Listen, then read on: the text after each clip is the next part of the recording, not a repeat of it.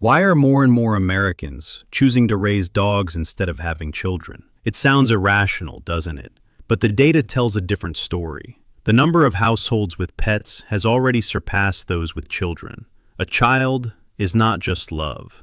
It's 18 years of responsibility, financial pressure, expectations, and sleepless nights. But a dog? It doesn't need to succeed. It doesn't need to meet expectations. It will never make you feel like you're not enough. It simply exists and makes you feel loved.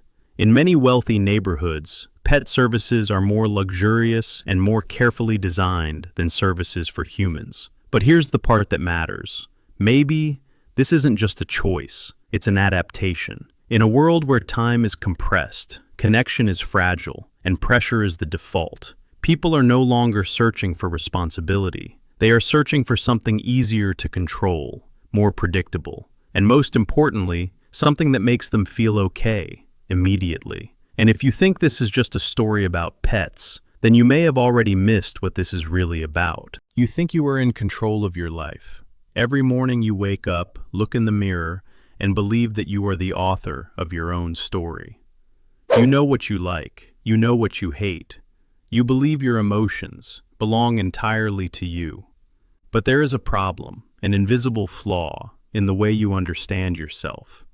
Most of what you call choices may have never truly started with you. Let's start with something very familiar: pets.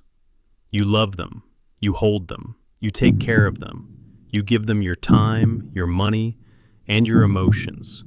If someone asked you why, your answer would be simple: because they are cute, because they are loyal, because they make you feel less alone. That sounds reasonable, but pause for a moment. On Earth, there are approximately 8.7 million species. Millions of life forms that have evolved over billions of years to survive in the harshest environments imaginable. So, why is it that only a few species are allowed to walk directly into your home, to bypass your natural defenses, to sleep beside you when you are most vulnerable, and to become something you can hardly replace? Now, let's look at a real story. I am an American man, born and raised in one of the most developed societies in the world. I had a job, I had income, I had a life that many people would dream of. But beneath the surface, there was a very different reality. Long-term work pressure, high cost of living, and a schedule with almost no breathing room. Most of my time was spent maintaining life, not living it. And then one day, I decided to leave, not to escape, but to experience a different way of living. I came to Vietnam for the first time, and everything started to change. The difference is not just about money. Yes, the cost of living is lower, that's true. But that's not the most important part. The biggest change is how people use their time here. They work to live, not live just to work. They spend time eating, connecting, moving, building relationships, and simply existing comfortably. There is no constant pressure to keep running, no feeling that if you stop, everything will fall apart. The people here are incredibly friendly. You can be a complete stranger walking down the street and still receive a smile or a wave. Sometimes, as you pass by a local gathering, people you've never met will invite you in.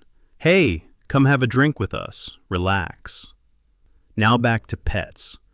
Why are they so popular in societies considered highly developed? It's not random. When people live in an environment of constant busyness, lack of connection, lack of emotional security, they begin searching for something to fill that gap. And pets do that perfectly. A dog doesn't care how much you earn. A cat doesn't judge you for your mistakes. They don't demand that you become better. They simply exist, present, stable, predictable. But if you look closer, this is not just affection. This is a feedback system. When you are stressed, then you go to them. When you are sad, then they come to you. When you are lonely, then they fill the space. Your body responds, your heart rate slows, stress decreases, comfort increases. A loop is formed. You are not wrong to love them, but it may not be entirely accurate to believe that it is only love. Chapter 6, and this is where the real question begins. If a part of your life constantly pushes you to seek relief, and another being provides that relief perfectly, then what is this relationship really? Are you taking care of them, or are you both sustaining a shared system? Chapter 7. We often think the problem is money, but in reality, the bigger issue is time. When you only have a small amount of free time, you prioritize what gives you immediate emotional return. Pets are one of the fastest and most reliable sources of that feeling. No complex effort, no negotiation, no fear of rejection. You just have to be there. So, the question is no longer, how much do you love your pets? But rather, in a system where your emotions, your time, and your behaviors are constantly being shaped, who is controlling who? If you think this is just a story about pets, you've misunderstood from the very beginning. This is a story about you. You think you chose your pet. You think you walked into that shelter, looked into those eyes, and felt a connection. You told yourself they were cute, or loyal, or low maintenance. But psychology tells a much darker story. Your choice wasn't an act of love. It was an act of reflection.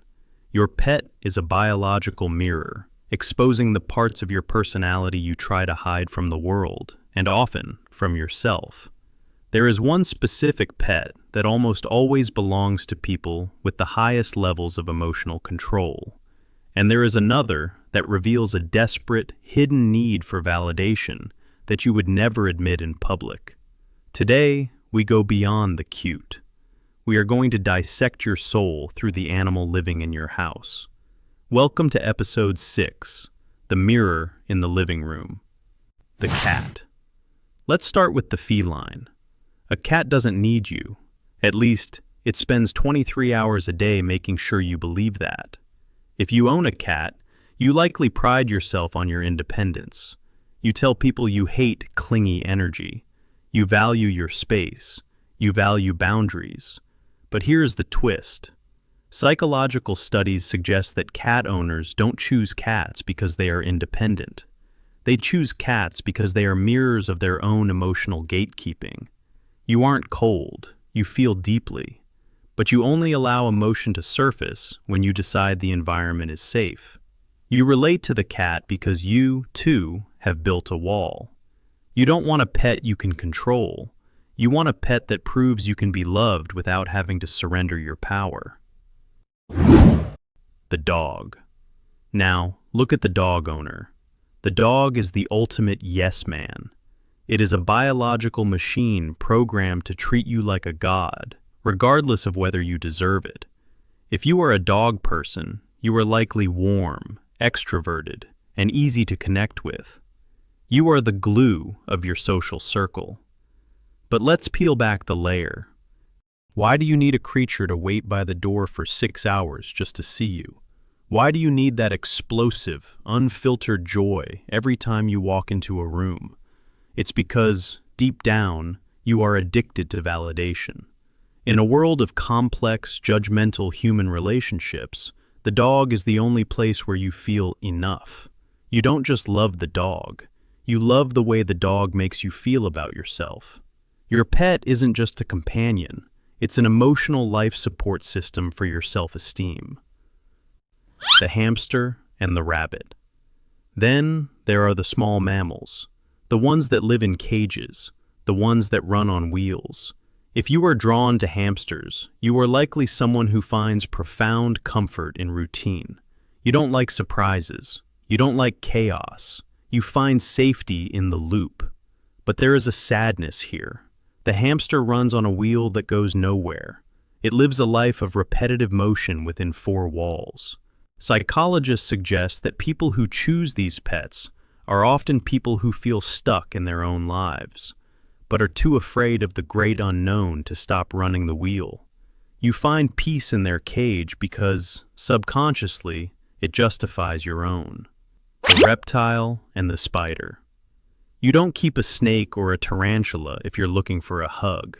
These animals don't feel affection. They don't recognize your face. They are cold, efficient, and prehistoric.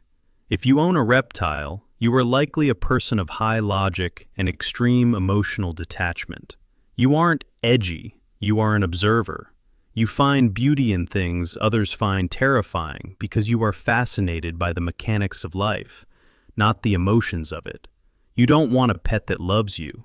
You want a pet that proves you can master the uncontrollable. You thrive in the distance. The bird and the fish. The bird owner is a walking contradiction. You love the sound of song and the idea of flight. You value freedom above all else, and yet you keep that freedom in a cage. This reflects a deep human conflict, the desire to possess beauty versus the desire to let it be free. If you own a bird, you likely struggle with control in your personal relationships. You want to be close to vibrant things, but you are terrified they will fly away if you don't lock the door. And the fish? The fish owner is the ultimate observer. You want the beauty of nature without the drama of interaction. No barking, no scratching, no emotional demands. You want to see the world through glass. You are the person at the party who stands in the corner, watching everyone, but never stepping onto the dance floor. You are safe, you are clean, and you are profoundly alone. None of these choices are better or worse. They are just maps. Your pet is a living, breathing defense mechanism. You chose the dog because you're afraid of being ignored. You chose the cat because you're afraid of being smothered. You chose the snake because you're afraid of being vulnerable. The question isn't, what kind of animal do I like? The question is, what kind of protection have I built around my heart? We spend our lives surrounded by these mirrors. We think we are the masters of our environment, choosing the colors, the furniture, and the animals. But as we saw, the environment is always talking back. If your pet is a mirror of your soul, and your house is a biological loop of your stress, then what happens when the mirrors start to break? What happens when the system we built to protect us starts to suffocate us? We go deeper. We leave the living room and head into the dark. We are going to talk about the uninvited guests, the things living in your walls that you didn't choose, and what they reveal about the parts of your life you've completely lost control of. Subscribe, because you're about to find out that you're never truly alone in your